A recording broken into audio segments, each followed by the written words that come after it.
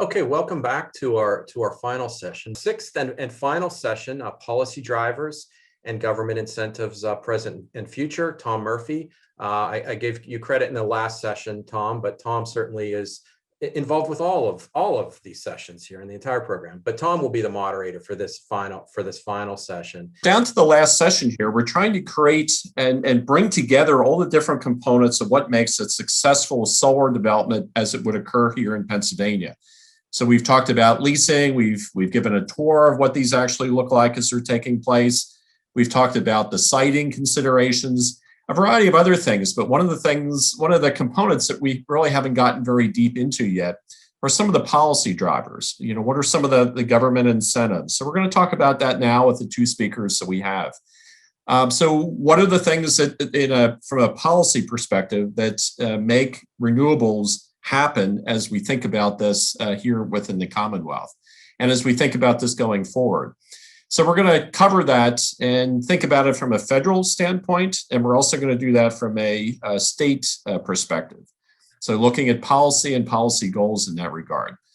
We'd also like to think a little bit about what can we expect in the near and the long term, and also explore some of the trends that are driving some of these things going forward. So we've talked a little bit about economics and considerations in that regard, but now we'd like to talk about some of the policy objectives that are out there.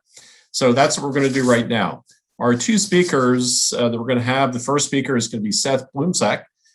Seth is a professor and an energy policy and economics at Penn State. He's also the director of the Center for Energy Law and Policy. He has expertise in the electric power industry that's been developed over 20 years of working both in the academic side as well as a consultant. The second speaker we're going to have, and our last speaker today, is going to be Robert Young. Robert is a energy program specialist at DEP here in Pennsylvania, and he supports initiatives on renewables here within the Commonwealth. And today specifically he's going to be talking about grid scale solar as it's emerging and creating a bigger moment here within the Commonwealth. Those efforts are also going to include, or his efforts are going to include, the process that the Commonwealth is going through as it's moving towards a 10% solar, in-state solar energy goal between now and the year 2030. So we've a lot to cover. Those are going to be our two speakers. Seth is going to be our lead speaker. And Seth, I'm going to turn it to you at this point to share your screen and kick it off. Okay, thank you very much, Tom and Ross, and thank you for the invitation to participate. And I'm very happy to be here this afternoon, everybody.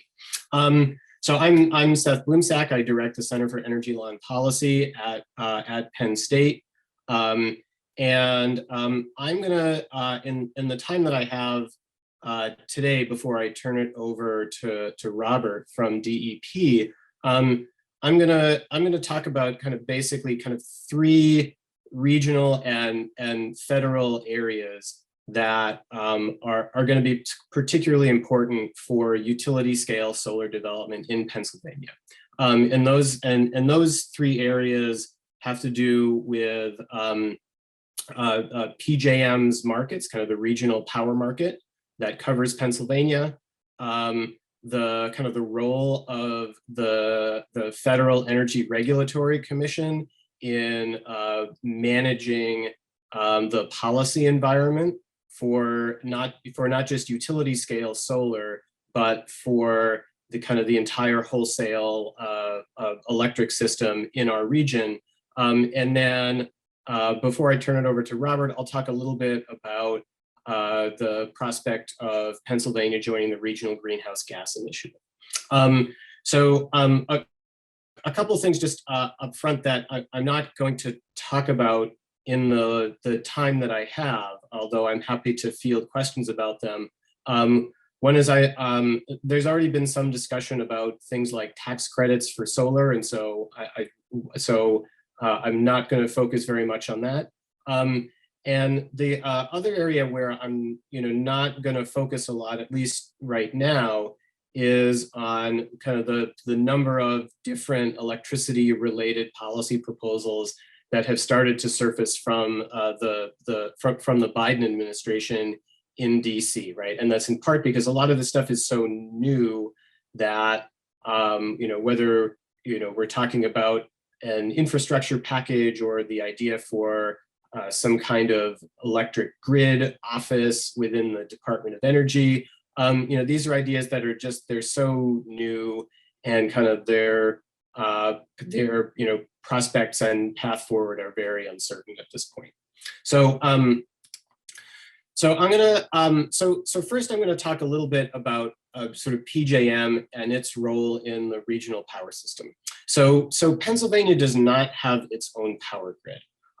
Pennsylvania is part of a multi-state regional power grid that is run by an organization called a regional transmission organization, right? And so the regional transmission organization that runs the high voltage electric transmission grid in Pennsylvania is called PJM.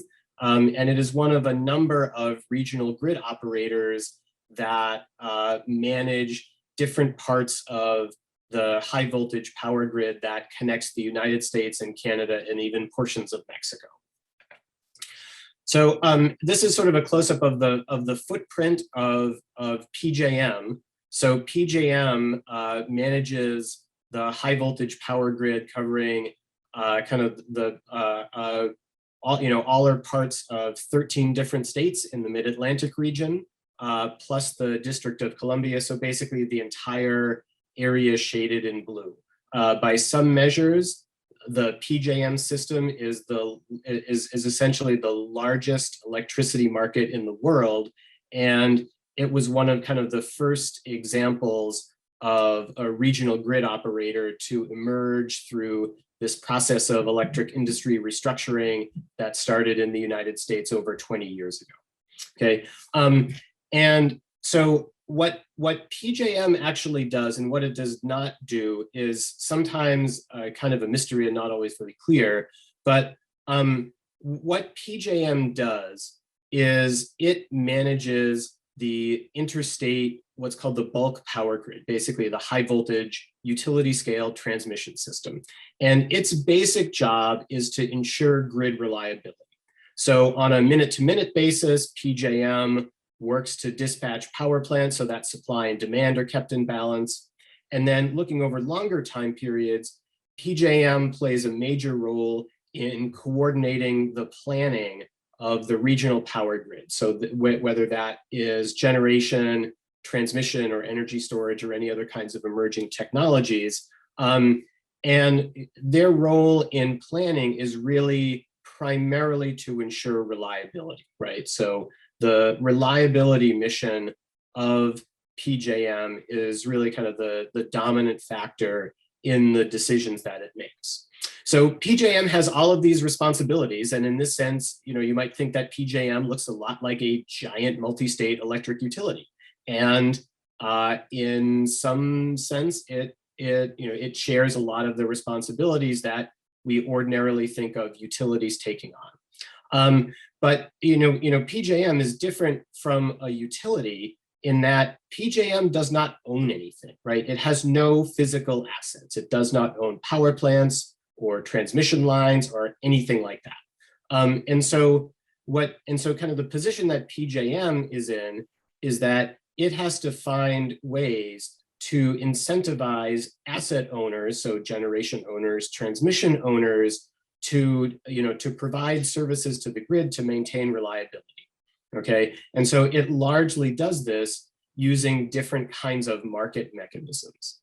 Okay, and this is one of the things that really separates what PJM does from what you might think of a traditional utility as doing. Okay, so just as sort of another way to kind of differentiate what PJM does from what a utility does. So PJM has not eliminated the utilities entirely. What PJM does is it manages the high voltage bulk power grid, right? So this involves the operation of generation plants, the management of the high voltage transmission grid. So the kind of the things on the left-hand side of the electricity supply chain picture here, those are the things that PJM manages. And PJM, like its other regional transmission organizations, is actually largely regulated by the federal government and not by the states. And I'll come back to that in a minute. The role of the utility in Pennsylvania and in other areas that have these regional transmission organizations is really to kind of deliver electricity over that last mile to homes and businesses, right? So what we call the local distribution grid, the low voltage grid, that is still the province of the utility, and that is still subject to state and in some ways local regulation. And the sort of last thing that I'll say about kind of the jurisdiction or the scope of PJM versus the utility is that while PJM is in charge of operating the bulk power grid and dispatching generation plants, it does not really make policy about generation or transmission or anything like that. So when policies are made at the federal or state level, then it is PJM's job to find ways to adapt its operations and its markets to those policy initiatives. And so in particular, there have been a number of state regulations affecting generation that are obviously going to impact PJM's markets. Okay, and so another way to think about kind of the role of PJM versus the utility is that PJM is really operates on the wholesale side of the market, right? And so utilities and end users and distributed generation companies and things like that, those really operate on the retail side of the market, okay? And so even though, you know, PJM's function and its scope is essentially to maintain reliability through the operation of the high voltage power grid and the management of the wholesale power markets, you know, state policy choices about generation, whether those are renewable portfolio standards or whether those are other kinds of incentives for specific technologies, like some states have this as a way to support nuclear power. Those things wind up impacting PJM's wholesale market. And remember that PJM's wholesale market is the primary way that it is one of the primary ways that it ensures reliability. Okay, so the kind of the market mechanisms that PJM uses to ensure a reliable power grid are kind of broken down into a number of different categories. In terms of where the money is, right, and where kind of the potential margins are, especially for renewable developers, the money in the PJM market is really dominated by two different services, right? One, which is in kind of the dark blue piece on the pie chart here, is what PJM calls its energy market. And this is basically the price that producers get paid for what they actually supply to the grid. Okay, and that's the biggest portion of overall wholesale costs and overall generator revenues. The second biggest portion is a mechanism that PJM calls its reliability pricing model, or sometimes called a capacity market. And the capacity market is basically a mechanism to ensure that there's enough generation capacity, like enough steel in the ground, to be able to supply enough power to the grid to meet demand at some future time, right? So the way that the capacity market works is that PJM forecasts its peak electricity demand 3 years in advance, and then uses this market mechanism to ensure that there's enough capacity to meet that anticipated demand. Okay, and so the capacity market is kind of the second biggest piece of the money pie in PJM, and it has also been one of the most controversial over the last several years, and I'll come back to that in a minute. Okay, so the way that PJM's markets work, right, and how you make money in PJM's markets is that PJM is going to dispatch or turn on resources basically based on their costs. So the cheapest resources, right, which are going to be, the resources with the lowest operating costs, right, so the lowest cost of producing a kilowatt hour are going to get dispatched more often. So, renewables and nuclear, for example, are among the cheapest power plants to operate once they're built. That doesn't include the cost of building them. Okay, and so what PJM does is it takes all of the costs that are submitted to it by generators, and it dispatches plants in increasing cost order until demand is met. And then PJM calculates based on that dispatch order what the wholesale price is, right? And this is where the margin comes from, right? Where, if you're a low marginal cost generator and you happen to be operating in a high priced area, then that's where your margin comes from, right? And so kind of the way that this market works is this is common to both the energy market and the capacity market, right? And so the kind of the biggest chunks of the PJM revenue stream are kind of through this mechanism, okay? And so the prices that PJM calculates vary by location. And so this is a picture of location-specific energy market prices in PJM from a couple of years ago.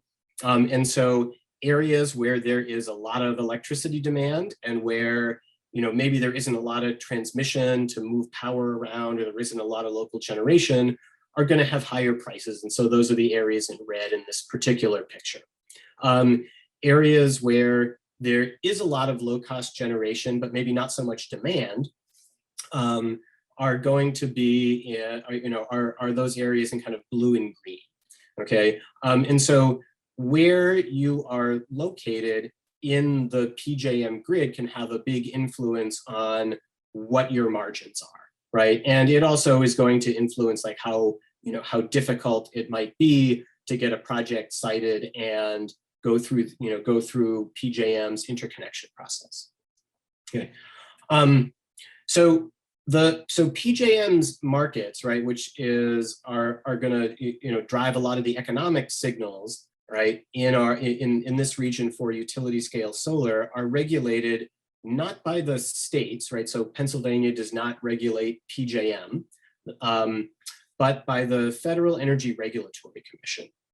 And so all of the rules about how the markets operate, how pricing works, how PJM kind of runs through its interconnection process, those are all within the jurisdiction of FERC. And so in terms of prospects for regulatory change that is likely to be impactful for Pennsylvania, a lot of this high impact stuff is very likely to come from FERC, right? And so FERC has, for example, some authority over transmission siting, which it shares with the states, right? And so sometimes, FERC is an important player in transmission siting and transmission cost recovery. FERC has also issued a number of initiatives recently that are aimed at integration of new technologies into regional power markets, right? So Order 841 is an example that was focused on energy storage. There's another recent order at 2222, which is focused on trying to get more distributed resources into PJM's power market. And FERC also plays a major role in interstate gas transmission permitting, right, which is relevant to the economic signals coming from PJM's energy markets, because that gas transmission plays a big role in whether natural gas as a power plant fuel is costly or whether it is cheap. So one of the most pressing, or one of the most important issues before FERC that is relevant to Pennsylvania has to do with PJM's capacity market. So as I mentioned earlier, states through the Federal Power Act have a lot of jurisdiction over power generation. And so states have sort of grabbed that authority to try to do things to promote certain kinds of electricity technologies in their states. And so renewable portfolio standards are one example of this. And another example of this are the kinds of zero emissions credits or other kinds of incentives for nuclear power that were adopted in Illinois and some other places. These policy moves by the states have impacts on PJM's markets. And so there was some concern by PJM that these various state subsidy programs were actually artificially depressing the price in its capacity market. Okay, and remember, the capacity market is how PJM makes sure that there's, or one way that PJM makes sure that there's a sufficiently reliable grid. And so there was a concern by PJM that these state policy actions were, or had the potential to have adverse effects on having enough power generation and the reliability of the grid, right? Because it was eating away at those margins, right, for other generators. And so what PJM proposed was essentially a correction to remove the impact of those subsidies from its markets, okay, in particular the capacity market, and this this correction goes by the kind of arcane name of the minimum offer price rule. And so the minimum offer price rule, or MOPR, was an attempt to basically kind of remove the influence of those subsidies on the PJM market clearing price, right? And so with the minimum offer price rule, even though there were certain resources that were subsidized and therefore had low costs, this would essentially remove the influence of those subsidies and would wind up increasing prices in PJM's capacity market and eventually its energy market. Okay, and so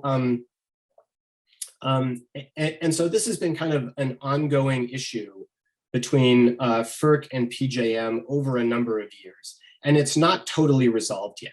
And this, this whole issue about where, about the extent to which the states can issue or promulgate regulations, right, which they can through the Federal Power Act, that have implications on regional power markets, which are regulated by FERC, is probably one of the most critical policy issues that FERC under the Biden administration is likely to deal with in some way over the next few years, right?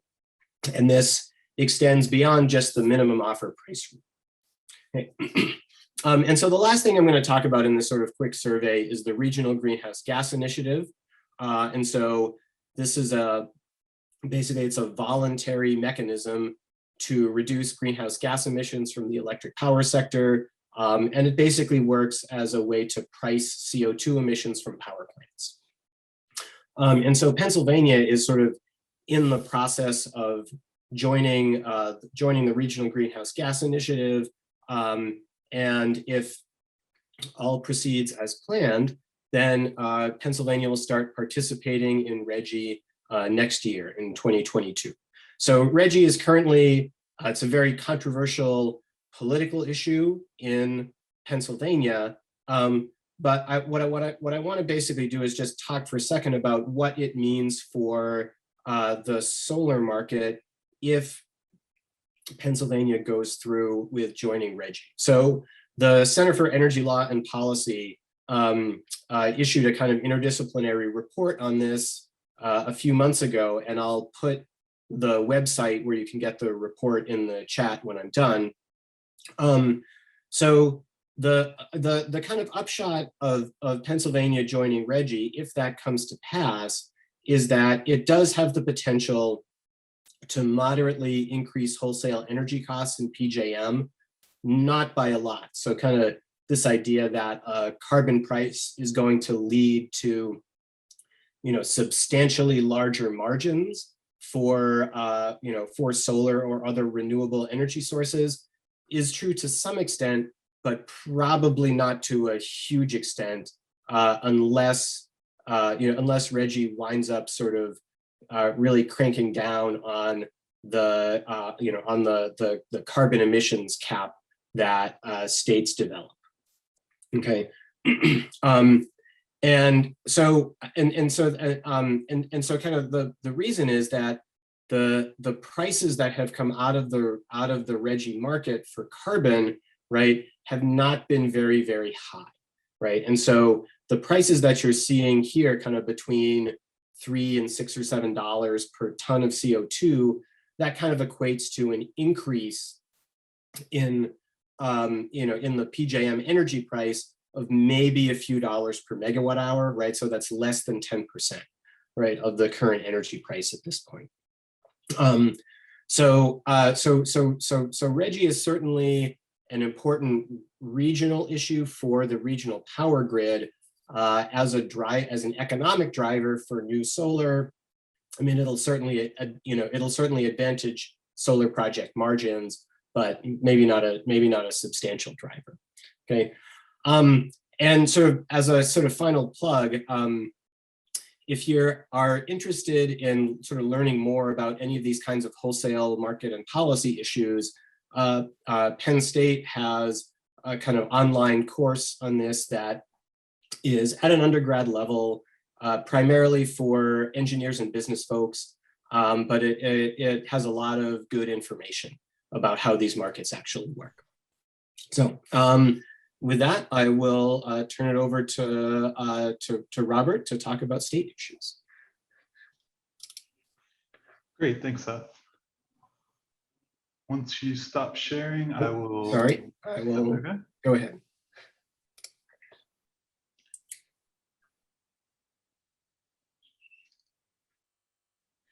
Okay, so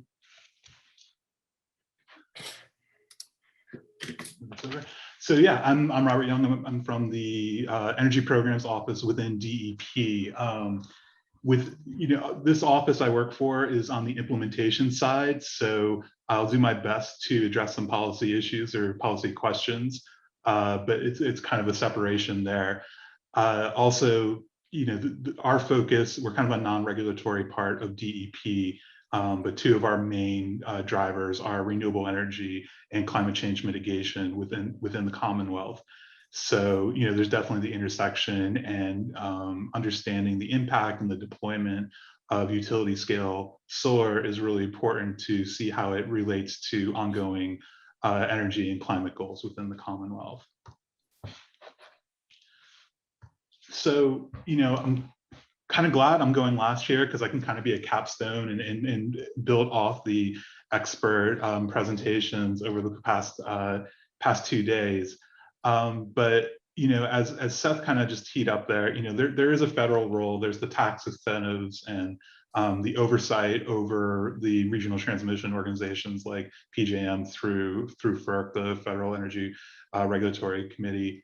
But I think the biggest takeaway I hope everyone's getting over these 2 sessions is the huge role of local governments in this. I mean, it's where the land use decisions are going to happen, and it's where community engagement, the boots on the ground, the neighbors expressing their opinions, all that kind of stuff is happening. So I really think the local government is really the key piece for this specific issue, but there is a state role.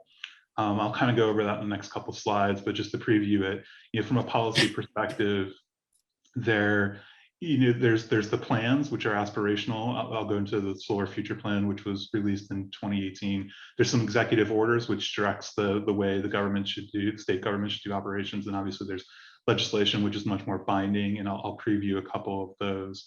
Continuing the state's roles, leading by example. We heard earlier from Alyssa about the project the state's entering into with BP Lightsource for purchasing 50% of power. Another big role the state can have is the coordination across the different agencies that have land use and economic development purviews. I'll go into a little bit more detail there.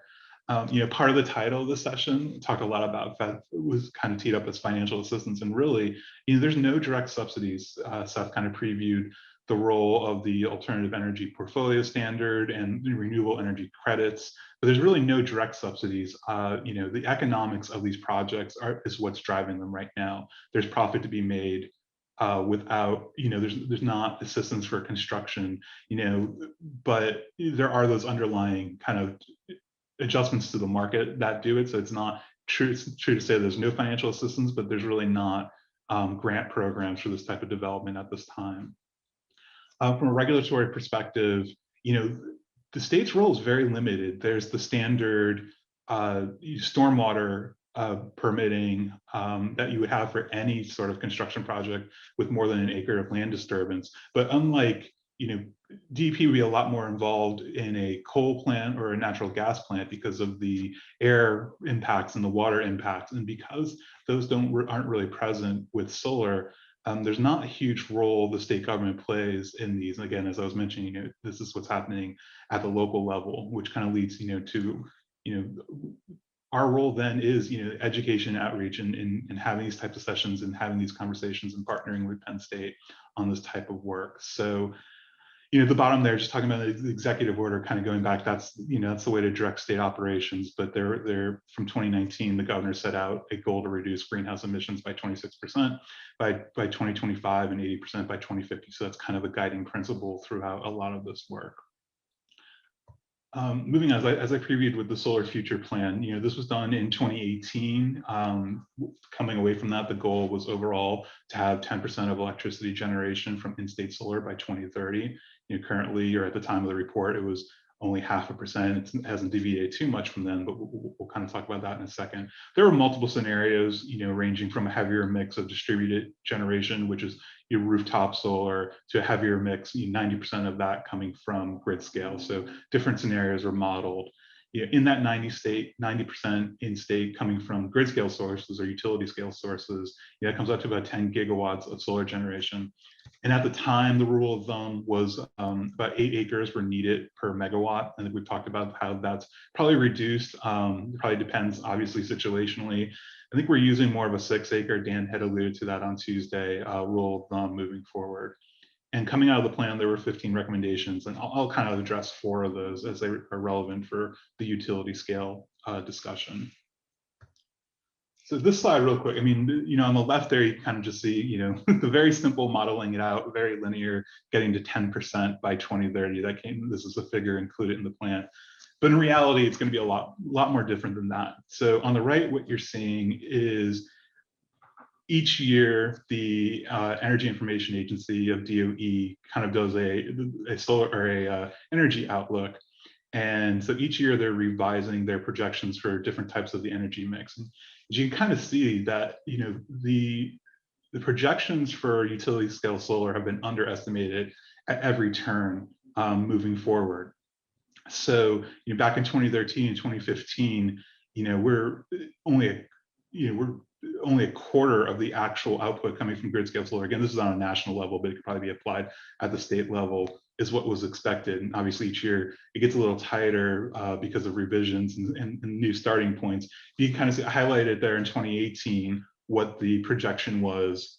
And that's when the Solar Future Plan was released. And you look at the projections from this year, just going out to 2030, is just the rapid growth of this. So again, the plan is a good guiding document, but we're not really sure exactly how this is all going to be deployed and the amount of solar coming down. And this was kind of talked about on Tuesday as well, but diving into the PJM data as they're tracking project proposals, as developers are looking for a review of the impact to the grid, and getting those engineering studies, but just the growth, especially over the past 2 years, of the proposed projects. And I think it was mentioned earlier, only 10 to 20% of these projects that are currently in the queue will ever be built out, but they're going to be replaced by additional projects as time goes on. So, definitely tracking towards that 10% goal of everything that was currently in the queue is built out. But again, the trends are showing that even as projects might not move forward or are deemed infeasible, something's going to replace that and be submitted over time. Kind of noted the timeline there for the Solar Future Plan. I'll kind of just note, where we see the rapid growth. It wasn't due to the plan, it was really due to a recommendation in the plan. So that first kind of box there about these are recommendations directly from the plan about alternative energy portfolio standard, or in different states have different levels. But the recommendation was to increase the solar carve out from its current 0.5% to in 2021 to between 4 to 8% in 2030. And I'll talk about some legislation that's attempting to address that.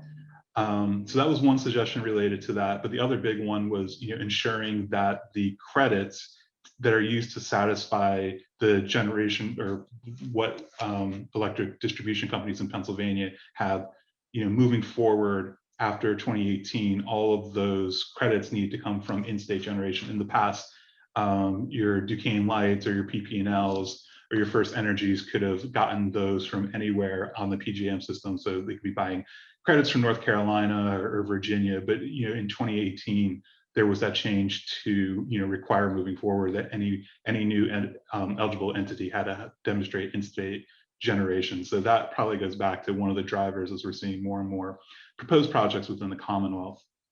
Another big thing, I won't go too much in depth on this one, but community solar was a big recommendation. I'll kind of address that in a second. Siting and land use, that's basically what we've been talking about the past 2 days, and I'll talk about our role in carbon pricing, and that Seth kind of just talked about that with the role of RGGI and how that fits into some of these recommendations.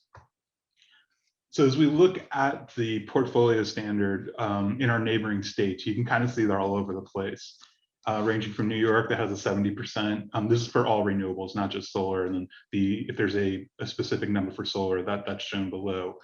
But Pennsylvania's kind of in the middle. As you can see in Ohio and West Virginia, some of those standards have been either repealed in West Virginia's case or rolled back in Ohio's case, but some of the other states have much higher standards. And as Seth was alluding to, we're all, except for New York, they're on their own grid, but the remainder of these states participate in the PJM markets, and there's definitely interaction going on. Again, so in Pennsylvania, it's at 18% by 2021. We are in 2021. My understanding is these will remain in effect at these levels. They're not necessarily going to be grandfathered moving forward. There's a number of bills ranging from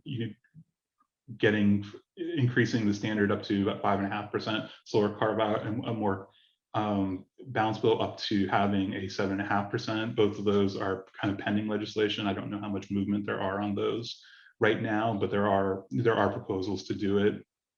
On the left there, just kind of showing where we're at right now, going back to that idea of where are the credits being from, still even in 2020, even with those changes to where the credits need to come from, only 1% of those tier 1 credits, which are more the traditional renewable type ones. Tier 2 is things like waste coal and different types of hydro. So why we make the distinction in Pennsylvania, that's an alternative energy portfolio standard as opposed to a renewable. But again, there's not a lot of this is coming from Pennsylvania right now, but there's opportunities for growth if some of these legislation changes are moving forward.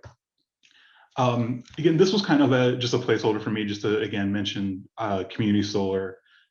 is I think the other presenters did a really good job talking about how it fits in everything, but it's kind of that bridge between traditional residential and commercial and the grid scale, utility scale solar that we're talking about primarily in this session. I just want to note, there is pending legislation around that. I think there's a little bit more movement on these, a lot more bipartisan support on the idea of community solar. Again, Alyssa did a good job talking about this project, the Commonwealth's project to have 191 megawatts of capacity through work with Lightsource BP and Constellation Energy. Really, not much to add to it. I think Alyssa did a great job earlier. This was coordinated by the state's Green Gov Council, which is kind of a multi-agency look at different pathways and strategies to help address the governor's executive order from 2019 about greenhouse gas emissions targets. So won't spend a lot of time on that. Moving to the kind of the next role I was talking about with state government, though, it's that coordination of the different priorities and different responsibilities of multiple state agencies. So, we're moving from, I think the previous slide showed, I think, even in 2018, the idea was, well, there's going to have to be a lot of work done to attract this type of development to help get to that 10% goal and to help meet some of the other targets. But in reality, as we've seen, is the demand is there. Developers are looking to build these projects. So we're moving from kind of a, we need to take action to attract this development to kind of a reactionary stance, because it's happening a lot faster than anyone anticipated. So, there's a role of coordination between Department of Agriculture, and as we're looking at, so all these circles are proportional, kind of different land uses across the state, to kind of give it perspective. So that 80,000 acres, that gold circle in the top center, that'd be the land impact at the lower use estimate to get to that 10% goal. But looking at that in relation to all the active farmland, there's some overlap with the farmland enrolled in Clean Green. I think that has been discussed adequately.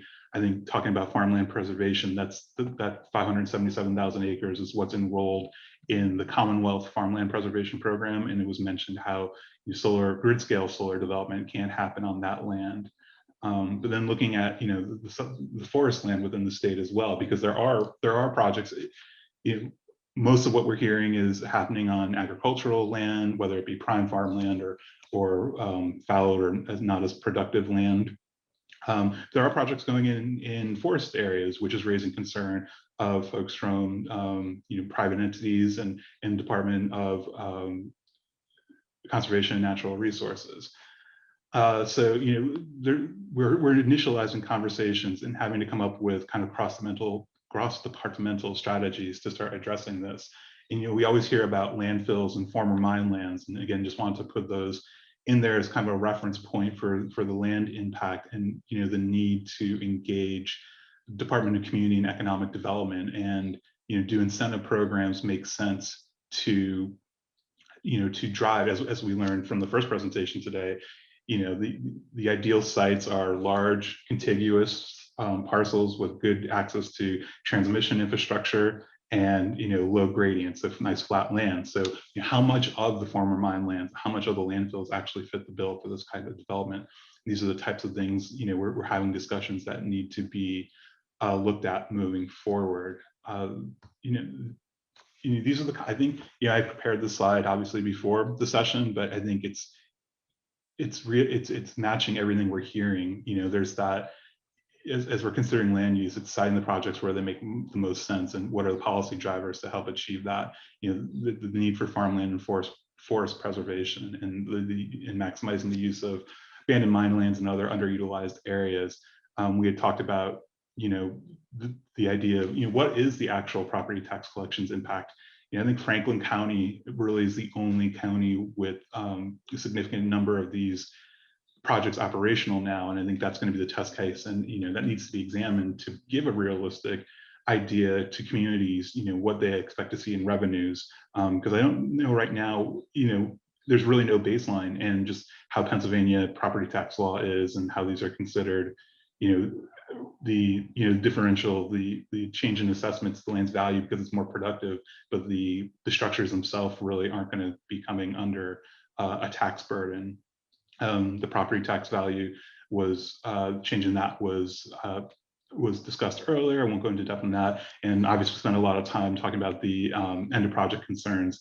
And it was tangentially talked about, but there's a Senate bill that addresses bonding and, a kind of a more legislative or kind of top-down approach to bonding, as opposed to what's currently going on, where there's the agreements between the landowners and the developers, and part of getting the construction permit is seeing having that documented before construction can proceed. So I think that bill, I think Brooke alluded to, it just got some movement yesterday. It's probably much further along than the community solar and the changes to the AEPS program bills that I had mentioned earlier. And finally, state's role, and this was talked about as well, as just economic development potential. And there's over $13 billion of potential investment in the queue right now. We can kind of break that down into types of costs, that could be captured, locally or at the state level, or not really. So obviously the land acquisition, that comes with the payments going to the landowners, that'll be captured locally. There's definitely the opportunity for that 18%, the 9% from installation labor, and the structural equipment, so the racking, things like that, that could happen at the regional level. And we just issued a workforce development study in the past month or two, looking at how to build strategies to build that out with installers, but also light manufacturing to provide those types of projects at local manufacturers. The developer costs, how many of them are located in Pennsylvania? That component of it, LightSource BP has their United States headquarters in Philadelphia. So, what's the role of state in attracting more of the developer? The interconnection costs, there's really not much to that's going to be, within the PJM territory. And then, obviously most of the project costs are coming from the panels, inverters, and electrical equipment. That's a little less likely to be realized at the local, state, and regional level, but there might be opportunities. So that's kind of, the different facets of states' roles in this thing. The thing I'll close with is I really think the biggest takeaway, though, and the most common theme going through all these sessions over the past 2 days is that need for education and outreach, especially to local government officials. And I think this session is definitely part of it, working with solicitors and other folks involved in the day-to-day operations. But our office, the reason I'm kind of involved in this session today is I'm developing a good working relationship with the sponsors from Penn State, because I think our mission's aligned in the need to really, help address a lot of those questions that came up and get good factual information in the hands of the local decision makers, so they have something to rely on when a citizen concern comes up. Because as we all know, you can go on the internet and prove anything to support your case. But there really isn't a kind of a singular source and a singular resource to help these decision makers, address real and legitimate concerns in a factual manner. So, both this need to engage, whether it's targeted sessions where the development's happening, or kind of more general, but then backing that up, obviously through Mohammed and his team's great work on the ordinance development and the best practices, and how do we disseminate that information that he's done, and his team's put a lot of work into cataloging and analyzing, and then, again, just having a singular source for all these types of questions that have come up over the past 2 days. How do we disseminate that information in a useful manner to local government decision makers? So that's kind of closing my prepared remarks, and can move to questions. All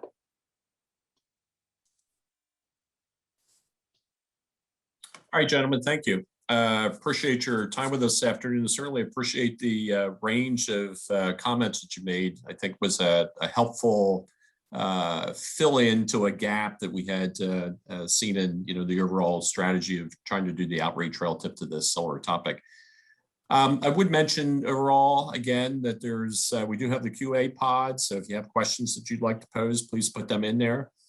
Ross, I know, is also going to be putting in the final poll. So we're still trying to determine what other aspects of this topic or related topics that you might still like to see addressed as we go forward. So please feel inclined to go in there and fill in the poll so that we can determine what those programs might be going forward. We have just a couple of minutes. I thought maybe I would pose a couple of questions to our two speakers. Again, if there's others that you'd like to put forward, please put them in the Q&A and we'll try to grab them out of there.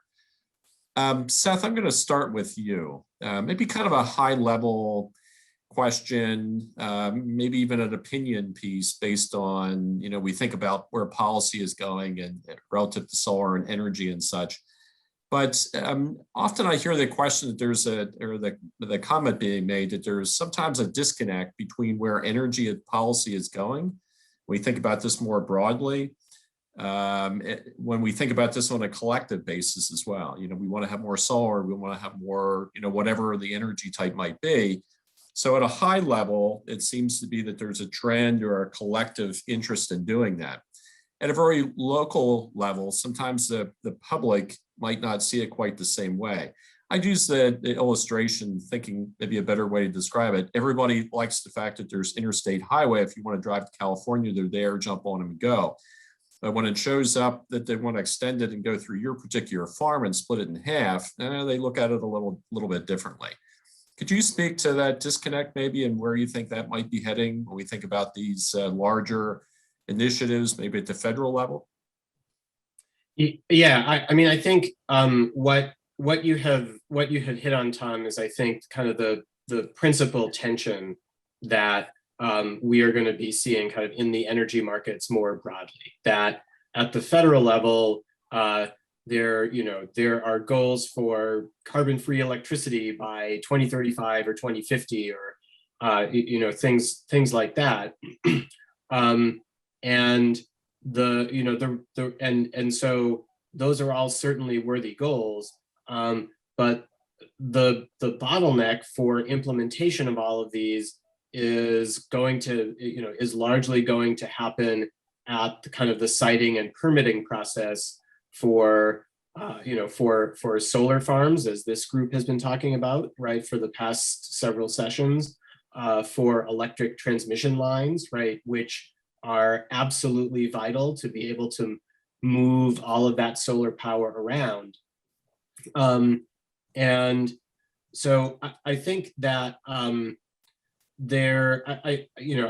think that it's going to be difficult to achieve a lot of these kind of high level federal goals without addressing the state and local level issues that you have just raised, right? All of these kinds of bottlenecks. And so there are different states that have moved in different directions to try to resolve these, right? So New York, for example, has created basically a siting office, right, to essentially try to centralize the siting of renewable energy projects and transmission lines and that sort of thing. Other states have renewable energy authorities, again, whose job it is to really kind of try to lead the siting process. In states like Pennsylvania that still have a lot more of that local control, there are going to have to be models, not just for things like solar ordinances, right? That like the sorts of things that Mohammed had talked about, but also models for stakeholder engagement, right, around the siting and permitting process, right? And this makes it more slow, right? Actually taking the time to talk to people and listen to their concerns makes the process more slow, but it also has the potential to make these things less likely to get derailed, right? And so it's sort of like the perfect example of just how complex a problem this is overall, right? And that there's certainly guidance and incentives at the federal level are really important, but if we don't figure out the local implementation issues, then ultimately all the guidance in the world isn't going to help. Thanks, Seth. And I think that also speaks to, Robert, your comments about outreach and the idea about greater education going forward. I think there's certainly a connection between Seth's response there and the comments you made in your slides.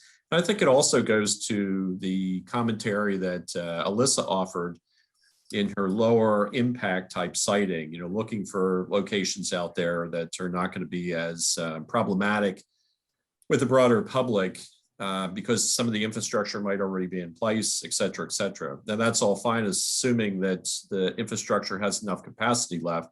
Once you exceed that, then obviously you need new capacity, and that could be overhead power lines and things of that nature, which people tend to negatively respond to. So interesting comments. Thank you. Robert, I know we're running out of time. Maybe just one quick question for you. You mentioned we're talking about some of the drivers, and you represent, state government here in this case. And one of the things that we often hear when we're dealing with the broader public and policy decisions is four-year election cycles. Do you see the trends that you were referring to here with, in this case, with solar, grid scale solar, being durable through these four-year election cycles, or do you see risk out there? And again, Alyssa and Phil talked a little bit about that, but from their perspective, do you have a perspective on that you could share?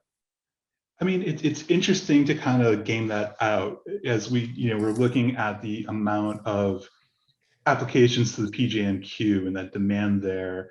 It's not cheap to do that from the developer's perspective, on the order of magnitude of, $50,000 to $100,000 for an application like that, depending on how far along it goes. So it's definitely speculative, and we kind of addressed, the rules are uncertain. The rules of, is there going to be a modification to the alternative energy portfolio standard? Is RGGI going to become real? So, how much of these proposed projects are speculative and are betting on that? How much of, how many are going to move forward just as the technology increases and the localized cost, becomes more and more outpacing traditional generation sources, even without incentives, how viable are the projects? So I hadn't thought through that question before, but people, things are going to be continue to come offline, and there's always going to be that need to have more capacity or to maintain capacity as well. So are these the types of projects that are competitive against other types of generation sources right now on their own without some sort of the incentives too, I think plays into it. So it's fair to say that the need for the power is going to be there as a country and as the world, quite frankly, electrifies more and more. This is going to have to backfill what's coming offline. So whatever the driver is that's taking it offline, coal, for instance, whether it's environmental or policy or market or all the above, societal, cultural type things, something's got to backfill is what you're saying. So that's going to be a market-based response with the potential for government influence. Is that what you're suggesting? Correct. I mean, I think I don't know if we shared it over any of the successions, but, showing how the increase of natural gas over the past 10 to 15 years, corresponding to the reduction of coal, and those coal plants coming offline is going to happen with or without RGGI or other policy drivers as well, just as the attrition of the lifespans of the facilities, and what is going to replace that, and what do the economics look like moving forward, and different roles, I guess, in how that's going to work out. Okay, Seth, Robert, appreciate your time with us this afternoon. I think it was good discussion. Appreciate your comments and giving the perspective you did. I know we're to the final time here, so at this point, I'm going to turn it over to Ross. Okay, thank you very much, Tom. Just a couple details as we close. First of all, I want to encourage everyone to complete the evaluation, the program evaluation. The The link to that is in the chat, or you can go to our website. And then also just to highlight that if you do want any of the additional materials, the PowerPoints or other resources from the symposium, please go to our website to find those. And the center is going to be releasing a number of other resources related to solar development over the next month to 6 weeks. So we will keep you posted when that happens. And I guess just as a final matter, I want to thank our presenters for sharing their time and expertise with us over these today and on Tuesday. I think it was very, very informative. And I want to thank our Penn State partners that worked with us in planning this and pulling it off. I want to thank the staff of the Center for Agricultural and Shale Law, in particular Jackie Schweichler, for all the work and kind of pulling all the details together to accomplish this. And then finally, I want to thank all of you for giving your time to attend the program today. So with that, thank you once again, and I look forward to engaging with you in the future on this topic.